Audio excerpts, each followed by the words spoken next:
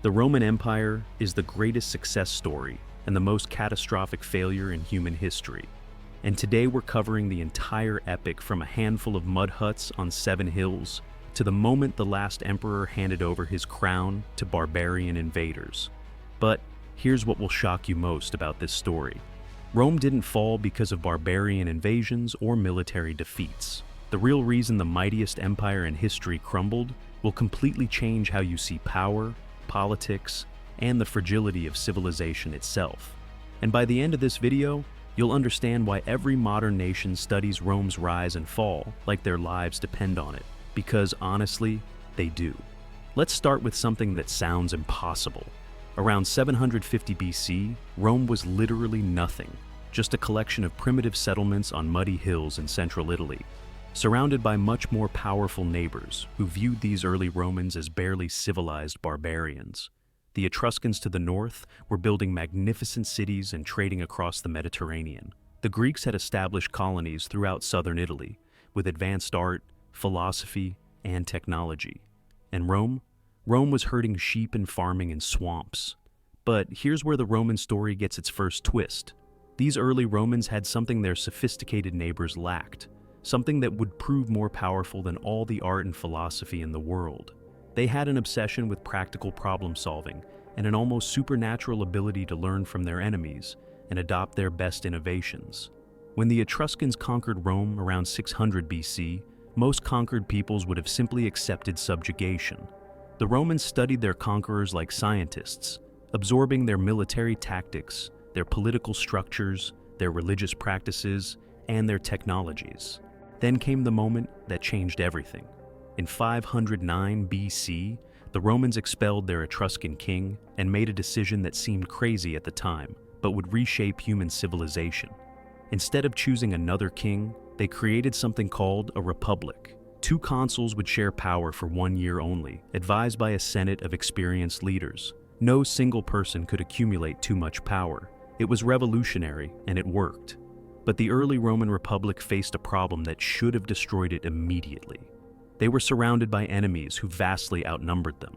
The solution they developed reveals the secret ingredient of Roman success, something no other ancient power had figured out. Instead of simply conquering their enemies, they offered them something unprecedented: citizenship. Not slavery, not tribute, but actual membership in the Roman community. This is where most people get Roman expansion completely wrong. We imagine legions marching out to conquer territory for gold and glory.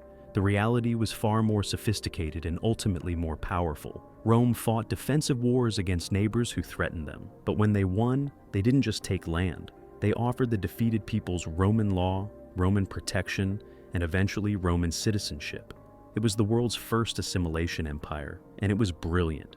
By 264 BC, Rome controlled most of Italy not through fear, but through a network of allies who genuinely benefited from Roman partnership.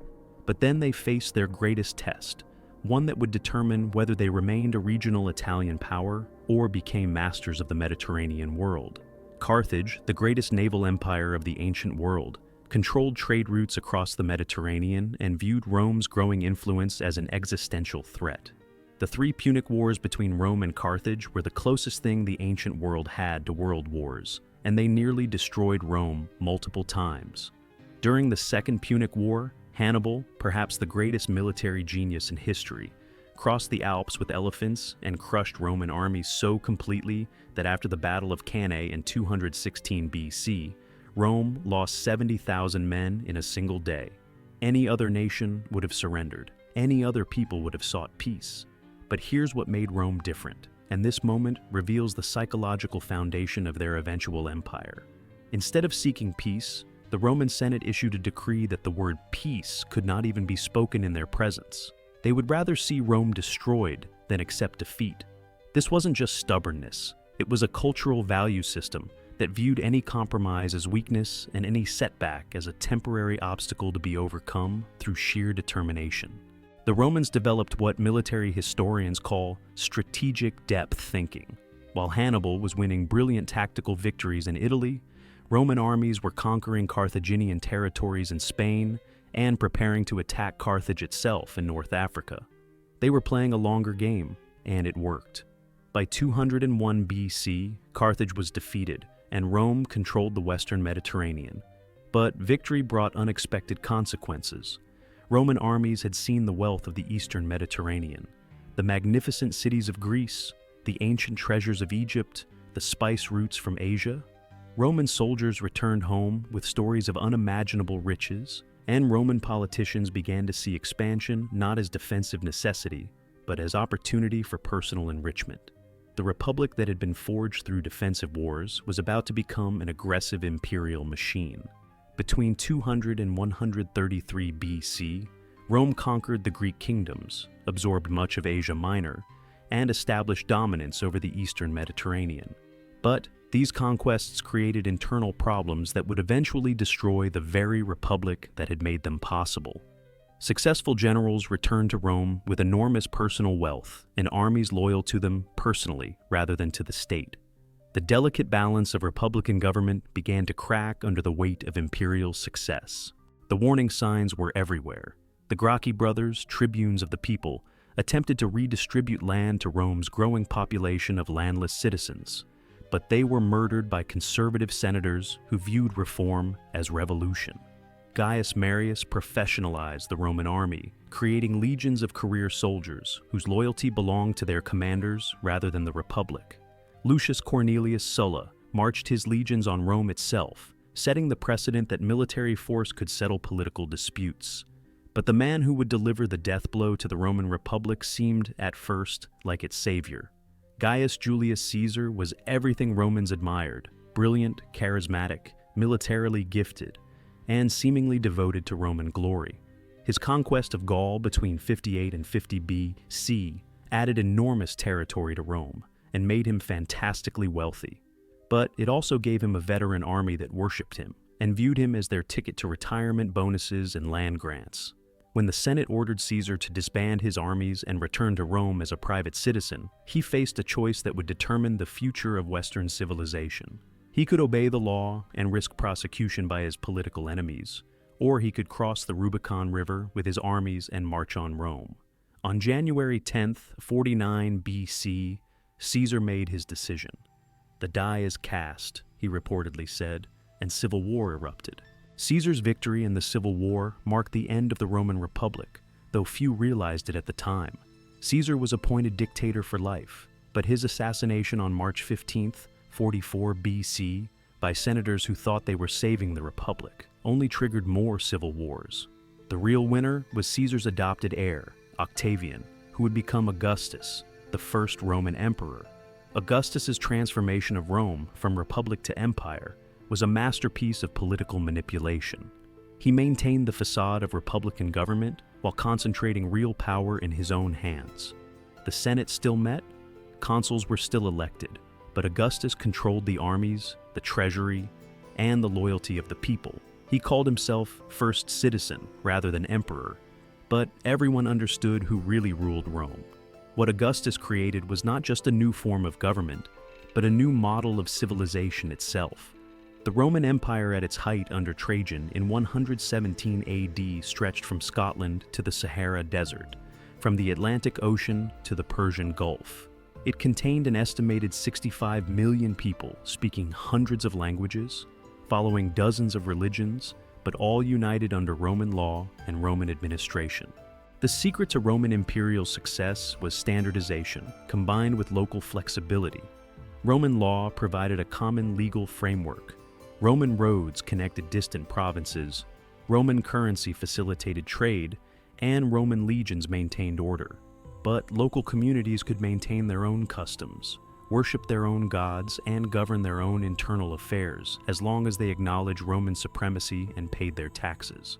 For over 200 years, from Augustus to Marcus Aurelius, this system worked brilliantly. The Pax Romana, the Roman peace, created the most prosperous and stable period in ancient history. Cities flourished, trade networks expanded, literacy increased, and Roman engineering achievements like the Pantheon, the Colosseum, and thousands of miles of roads and aqueducts demonstrated the power of organized human effort. But the Roman Empire contained the seeds of its own destruction, and these seeds were planted at the moment of its greatest triumph. The empire had grown too large to be governed effectively by ancient communication and transportation methods.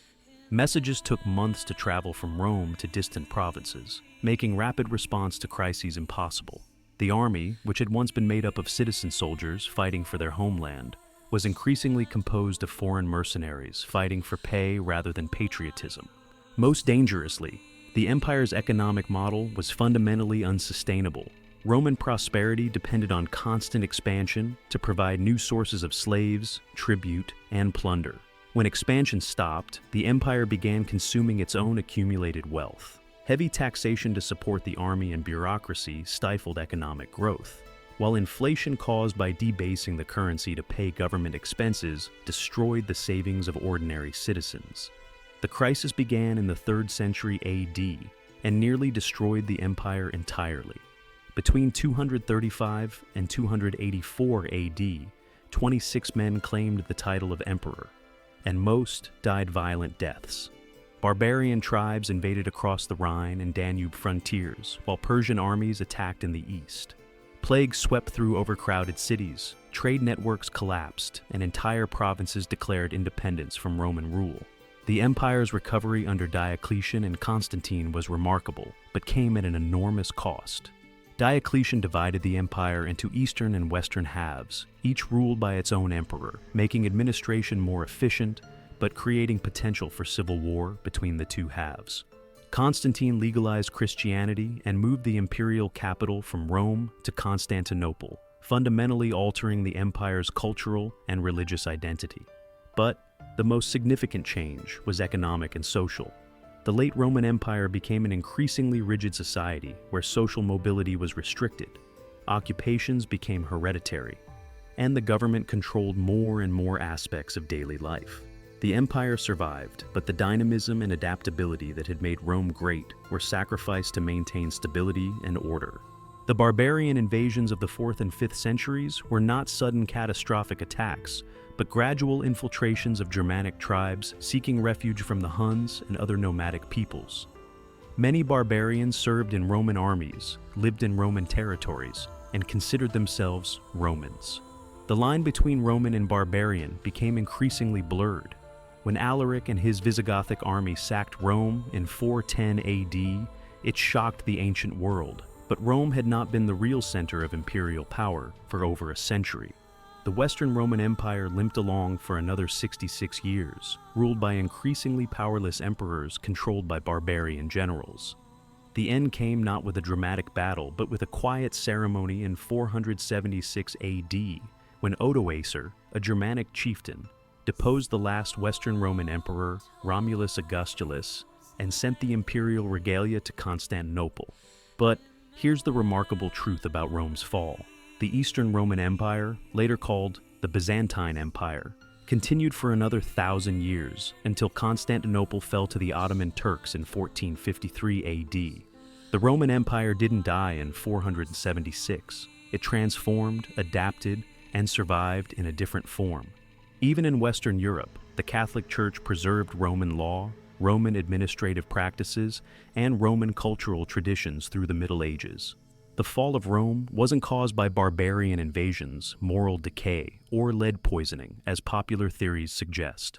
Rome fell because it became a victim of its own success. The empire grew too large to govern effectively with ancient technology. Its economy became dependent on unsustainable expansion, and its society became too rigid to adapt to changing circumstances. The very qualities that had made Rome great, military efficiency, administrative competence, cultural assimilation, became liabilities when applied to governing a territory larger than any previous empire had ever attempted to control. The lesson of Rome's rise and fall is not that empires inevitably collapse, but that success creates its own challenges. Every solution generates new problems. Every achievement raises the stakes for future decisions. And every generation must find ways to preserve what previous generations built while adapting to new circumstances. Rome succeeded for over 1,000 years by being flexible, practical, and willing to learn from others. It fell when it became inflexible, ideological, and convinced of its own superiority. Modern nations study Roman history because Rome's challenges are their challenges. How do you maintain unity and diversity? How do you balance security with freedom? How do you preserve prosperity without sacrificing the values that created it? How do you adapt to change without losing your identity? These questions were as relevant in ancient Rome as they are in today's world. The story of Rome is ultimately the story of human ambition, achievement, and the price of greatness. It shows us what humans can accomplish when they work together toward common goals, and it warns us about the dangers of success itself. Rome's legacy lives on in our laws, our languages, our governments, and our dreams of what civilization can achieve. The empire that began in mud huts on 7 hills became the foundation of Western civilization, and its rise and fall remain the most important political story ever told. That's the complete story of Rome from beginning to end, but the real question is what this means for us today. Leave a comment below about which part of Rome's story surprised you most.